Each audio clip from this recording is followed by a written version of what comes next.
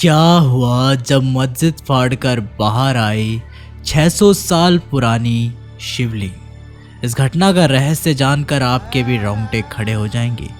नमस्कार दोस्तों, आप देख रहे हैं भक्ति शास्त्र यूट्यूब चैनल। अगर ये वीडियो पसंद आए तो वीडियो को लाइक, शेयर और हमारे चैनल को सब्सक्राइब करके बेल आइकन को प्रेस करना मत भूलिएगा।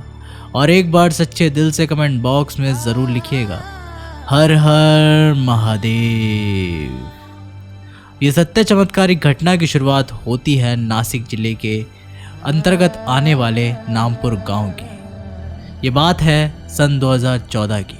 इस गांव में हिंदू और मुस्लिम दोनों ही धर्म के लोग रहा करते थे। मुस्लिमों के लिए इस गांव में एक छोटी सी मस्जिद थी और हिंदुओं के लिए एक नीलकंठेश्वर महादेव मंदिर था।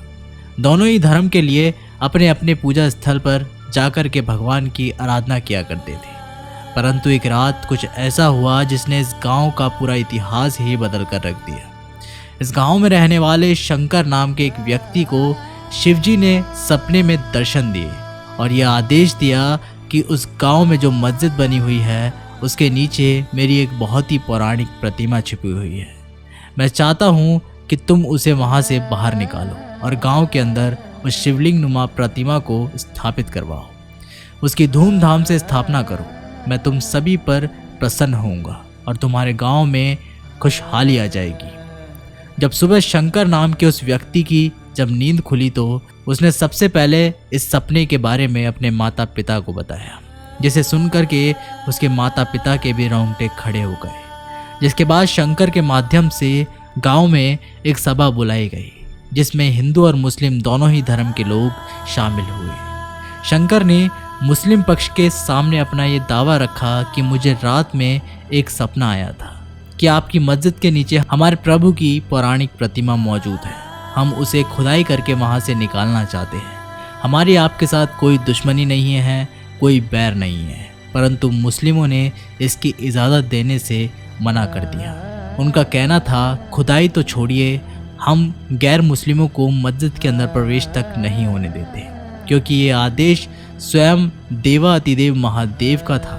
ऐसे में गांव के सभी लोग शंकर के साथ हो चुके थे, जिसके बाद पूरे गांव में हिंदू मुस्लिम बैर होने लगे, क्योंकि आदेश स्वयं महादेव का था।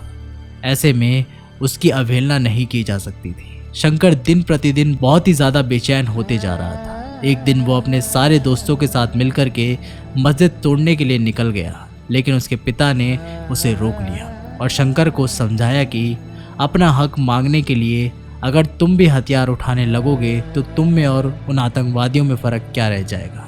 अपना हक अहिंसा मार्ग से नहीं बल्कि भक्ति भाव से मांगना सीखो। जिसके बाद शंकर गांव के मंदिर में जाकर के बैठ गया और ओम नमः शिवाय का जाप करने लगा। परंतु उसी समय कुछ कट्टरपंथियों ने शंकर को उस स्थान से अगवा कर लिया और उसे गांव की उसी मस्जिद के अंदर छुपा दिया। उनका ऐसा मानना था कि मस्जिद के अंदर ढूंढने इसे कोई हिंदू नहीं आएगा। उनका उद्देश्य बस इतना था कि अगर शंकर को रास्ते से हटा दिया जाएगा तो उसके बाद मस्जिद में खुदाई के बारे में कोई चर्चा नहीं करेगा। जब 2-3 दिन बीत गए और शंकर अपने घर नहीं लौटा तो उसके माता पिता को बहुत चिंता सताने लगी। उन्होंने शंकर को चारों ओर ढूंढा, परंतु शंकर का कोई पता नहीं लग पाया। परंतु दोस्तों, जब कहते हैं ना, जब महादेव का हाथ आपके सर पर हो, कौन तुम्हारा क्या बिगाड़ सकता है, क्योंकि तीनों लोगों का राजा सिर्फ एक ही है और वो है महादेव, और उनकी बिना मर्जी के पत्ता तक नहीं हिल सकता। वहाँ पर एक ऐसा ज़बरदस्त चमत्कार हुआ जब वो शंकर को जान से मारने ही वाले थे, तभी उस स्थान पर एक बहुत ही बड़ा भूकंप आया। और हैरान करने वाली बात तो ये थी कि आज से पहले उस गांव में कभी भी भूकंप नहीं आया था। उस भूकंप में पूरी मस्जिद ध्वस्त हो गई और जो लोग शंकर को जान से मारने वाले थे वो लोग मलबे में दबके मर गए और शंकर का बाल भी बाका नहीं हुआ। एक प्रसिद्ध कहावत है कि जैसा बोओगे वैसा ही आप काटोगे, और आज उन कट्टरपंथियों के साथ भी वैसा ही हुआ था।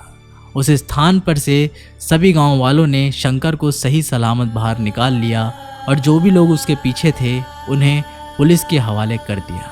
अब पुलिस के माध्यम से जेसीबी के द्वारा जब उस स्थान से मलबा हटाया जा रहा था तो शंकर के आग्रह करने पर उस स्थान पर थोड़ी बहुत खुदाई कर दी गई उस स्थान पर से जो प्राप्त हुआ उसने सभी के रोंगटे खड़े कर दिए।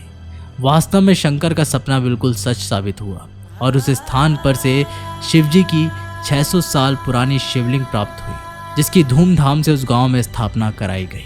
क्योंकि प्राकृतिक आपदा के कारण मस्जिद ध्वस्त हुई थी, ऐसे में सरकारी फंड के साथ मस्जिद निर्माण की भी प्रक्रिया पुनः प्रारंभ हो गई।